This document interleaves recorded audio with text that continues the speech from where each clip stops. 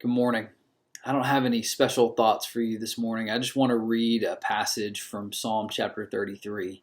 I was talking with Tyler Melton earlier this week, and he had just mentioned how easy it is for us to rely solely on things that others have written and others have said about God and not actually go to the Word and read it for ourselves. And while certainly the words that others have written and said are very important for us, and very good gifts from God to us, they are not a substitute for reading the Word for ourselves. And so that's what I want to do this morning from Psalm 33. I want to read a section of the Psalm to us because it's good news for us when we don't know exactly what it is the Lord is doing. And I would just remind us, there's a verse in here that's sometimes misapplied.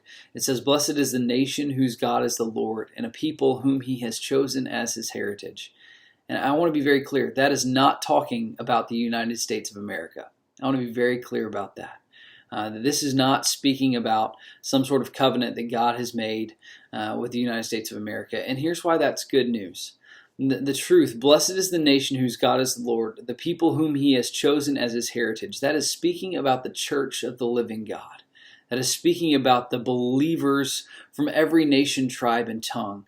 And so why that's good news that it's not talking about the USA is this, that even if you live in a country that is in rebellion against the Lord, this promise still holds true for you. Blessed is the nation whose God is the Lord, and the people whom he has chosen as his heritage.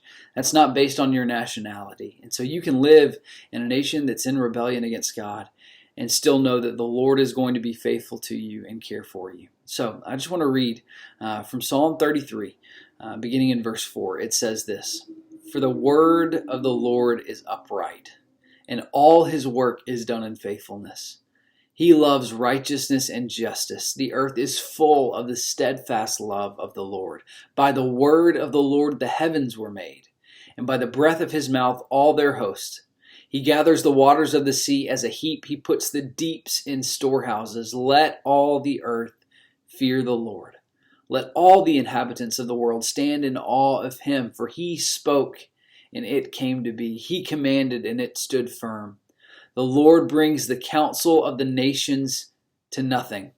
He frustrates the plans of the peoples. The counsel of the Lord stands forever, and the plans of his heart to all generations. Blessed is the nation whose God is the Lord, the people whom he has chosen as his heritage." Dear Christian, that's you. The Lord looks down from heaven. He sees all the children of man. From where he sits enthroned, he looks out on all the inhabitants of the earth. He who fashions the hearts of them all and observes all their deeds.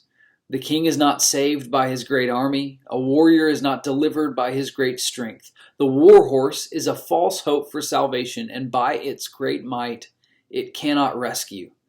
Behold, the eye of the Lord is on those who fear him, on those who hope in his steadfast love, that he may deliver their soul from death and keep them alive in famine. Our soul waits for the Lord. He is our help and our shield. For our heart is glad in him because we trust in his holy name.